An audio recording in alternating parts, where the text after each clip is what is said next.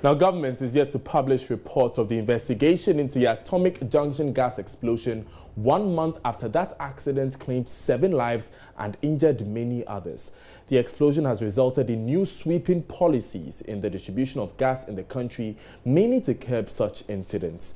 In the following report, Joy News' Matilda Wemega looks back at events that followed that deadly blast. Reports of the explosion were first shared on social media. Pictures, videos and audio confirmed the gas explosion at the Madina-Atomic junction. Media houses across the capital followed the leads. Joy News was there. But they are not picking the quarters. It's a panic situation, panic reaction. A lot of people are unable to, control their emotions. What was the situation? Who is in there? It's my daughter. One of my daughter. Yeah. Images taken meters from the explosion show a huge ball of fire towering into the Saturday night sky. Eyewitnesses say the explosion struck when a gas tanker was offloading its content at a station. The fire instantly spread to a fuel station opposite the gas filling station. Scores of residents, students in and around Madina-Atomic junction fled. It was a run for dear life. The nature of the explosion caused chaos in Medina, Legon and its environs.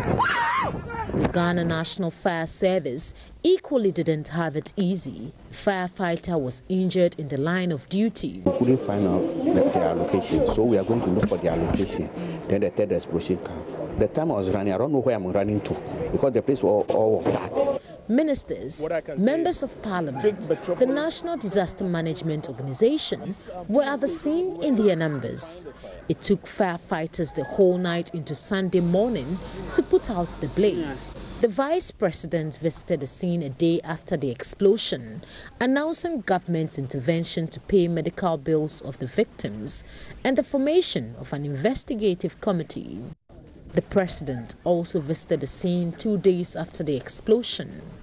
Government outlined measures to be taken by various stakeholders in the industry with a view to ending the numerous incidences of fuel explosions in the country. It's time these incidents came to a stop in Ghana.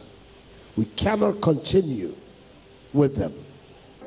Many things that I was... Memories of that fateful Saturday evening remain fresh on his mind.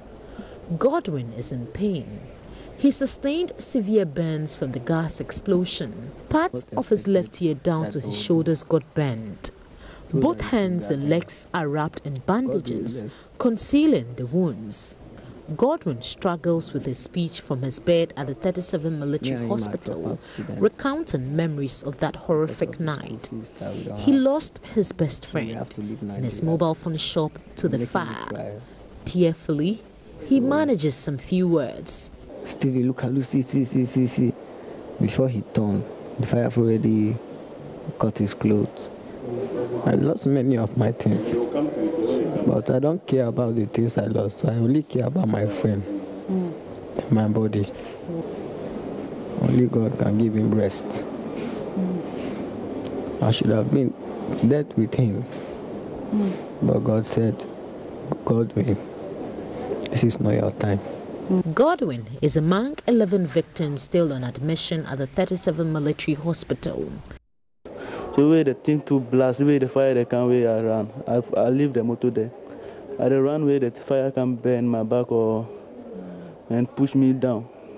2 of the 11 victims are still in critical condition at the intensive care unit of the 37 Military Hospital. Doctors tell me even though they are responding to treatment, they will be on admission for some months due to the severity of the burns. Back at Ground Zero, the disaster scene remains cordoned off with police visibility. This is the exact spot. 7 lives were lost and over 100 were injured as a result of the gas explosion here at the Madina-Atomic junction. Properties were destroyed, businesses were lost. It's been a month. What has changed? We will tell you. everybody was just running. No shoes, bra and pants. You can't think in that moment. And before the second explosion, we thought we had a little bit of time. So my husband ran back to get the car. My brother grabbed our passports. Where were you going? Back to the UK. We thought we'd come back to nothing. So even on Sunday, I was dreading coming back here. I didn't want to come back. I delayed. Or any bump, I'm like, whew. Anybody burning fire in the distance, I still shake. Any orange lights, I'm still very shaky. But, you know, gradually we can sleep and it will get better. The once busy Atomic Junction is no more. Business is also slow. The question on the minds of families, victims, affected business owners and many Ghanaians is what exactly caused the explosion.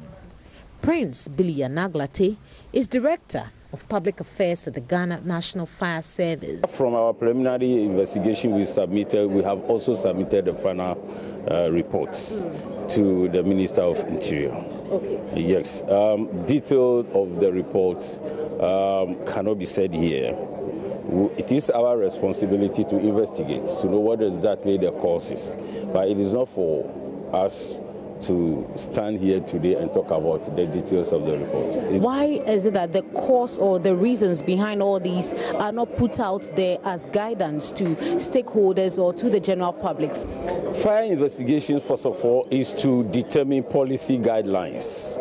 So we come out to tell the governments about the causes of some of these fires, and that it is used in their policy decisions. It is also to inform us in our fire safety education that we give to the public. The only thing that is missing there is just that we don't say that Company A, the fire in Company A is caused by A, B, C, D. But the cause of the fire, the activities that might have led or initiated the fire in Company A is used to educate people that might be using similar facility. So why don't we have that? Why don't... So whatever the outcome of the investigation is, the detail have been taken, so it is going to form as one of the details information that we will send out for education. But we will not tell you that Company X, because of ABCD that they've done, that has caused it. But definitely it will form one of our educative messages that will be given. So previous reports on such incidents are not made public. This is what petroleum industry players are unhappy about. Duncan Amoa, Executive Director of the Chamber of Petroleum Consumers of Ghana, wants the culture of shielding such investigative reports stopped. Individual lives are lost, right? These families are interested what went wrong. Was it arson? Was it somebody deliberately setting fire to the station? Was it that the station itself was negligent with its own operating procedure? Was it that the regulators didn't do their work? Sometimes we tend to believe that these reports would indict some highly placed officials, and so they are shelved. They are not disclosed. Ghanaians need a report.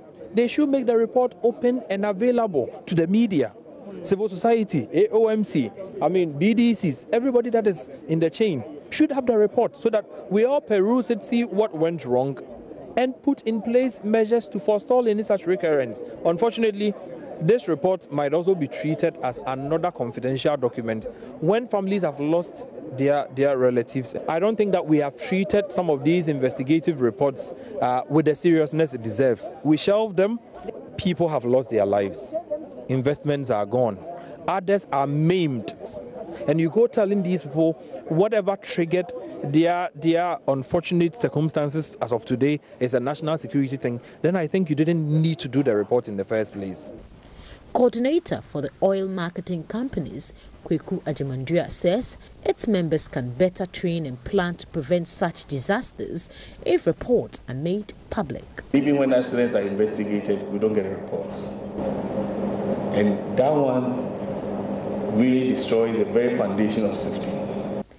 At the moment, the National Petroleum Authority is on a nationwide clampdown on fuel and gas stations who are not complying with safety protocols. 276 LPG refill stations have been inspected out of the 636 distributed across the country.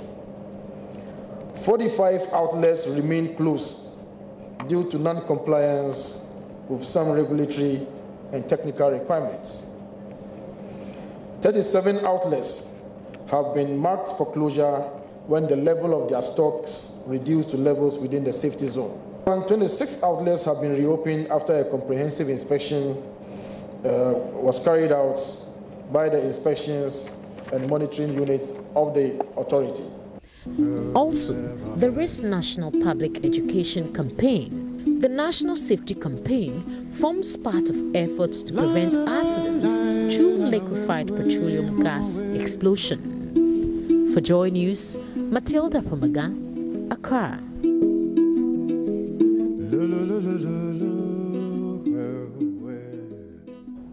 Our condolences to all the victims of the Madina-Atomic Junction gas explosion. You're still watching Joy News Desk with me, Daniel Daze. We'll take a quick breather.